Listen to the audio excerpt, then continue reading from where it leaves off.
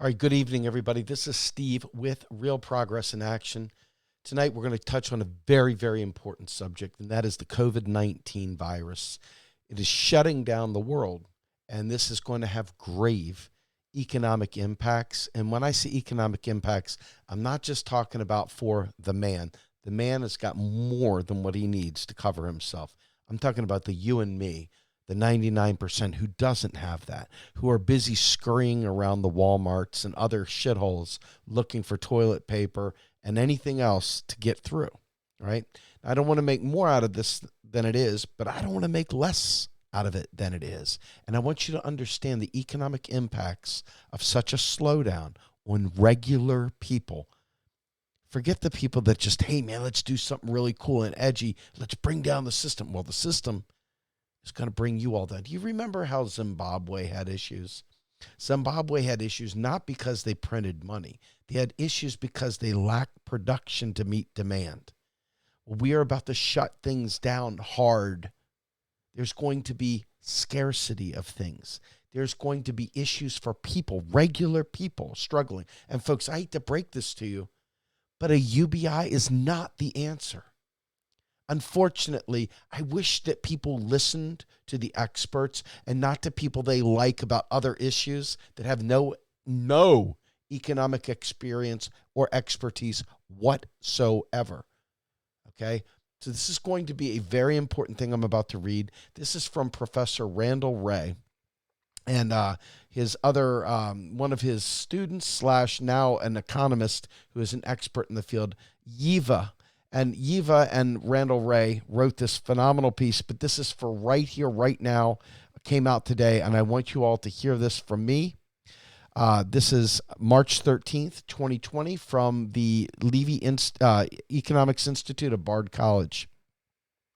As the coronavirus, COVID-19, spreads across the United States, it has become clear that in addition to the public health response, which has been far less than adequate, an economic response is needed.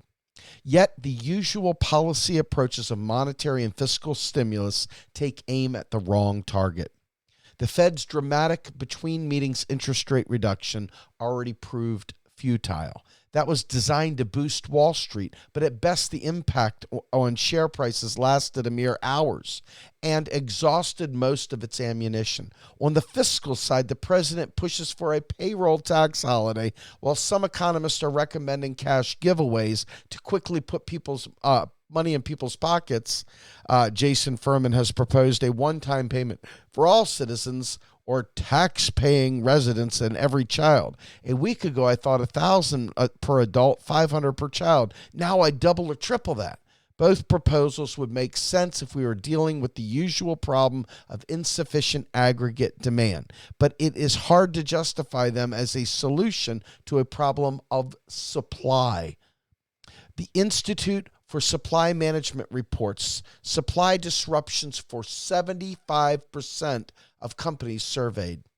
Tens of millions of workers around the globe have already been forced to stay home from work, and quarantines will spread across the United States.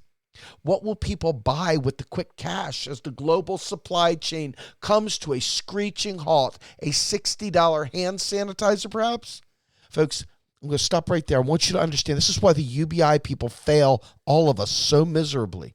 Their inequities and their lack of knowledge about economics is so profound.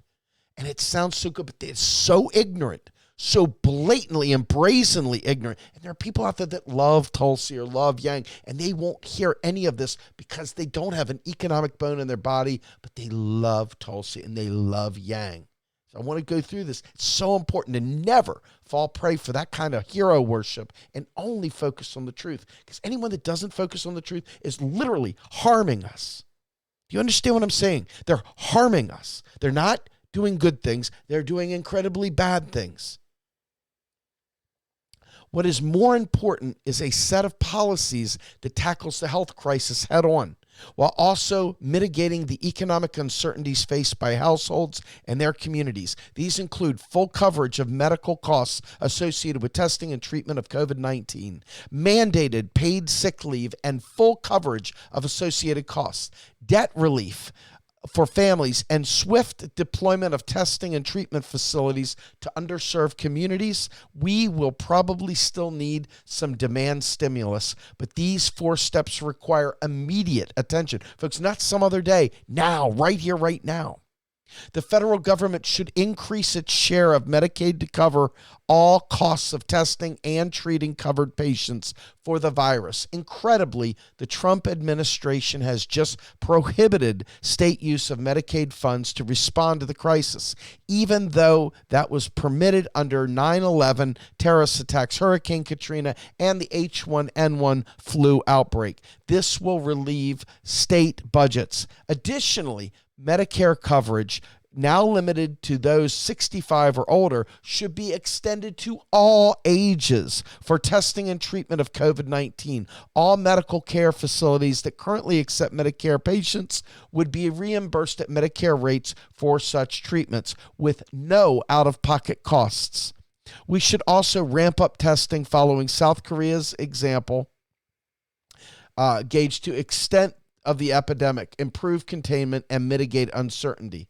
Last week, emergency paid sick leave legislation was introduced to the Senate, but blocked by Senator Lamar Alexander on the argument that it would impose the costs on employers. House Democrats introduced the Families First Coronavirus Response Act to supplement privately supplied sick leave with federal funding for workers through an application process. That would be a good start, but we need an immediate and universal program to include workers and small firms without putting additional financial stress on small employers. For that reason, we prefer a universal, federally funded program in which all employers would be required to provide paid sick leave to their employees for absences due to the disease, including quarantine for exposure and care for family members. Employers would receive a refundable tax credit for wages paid to those on leave for the duration of the epidemic. The president has suggested tax postponement for the affected families. Some Democrats are also suggesting that payments on student loans and federally guaranteed mortgage should be postponed. There also is a proposal for an additional $50 billion allocated to the Small Business Administration to provide loans in affected areas. All of these ideas are a good start. But because the economic effects will linger far beyond the viral epidemic, we need to make progress on permanent relief for families overburdened with student debt and mortgage debt. In response to the crisis, China famously built new hospitals from the ground up in a matter of days. In a matter of days, the United States has already wasted months it could have used to prepare for the epidemic spread.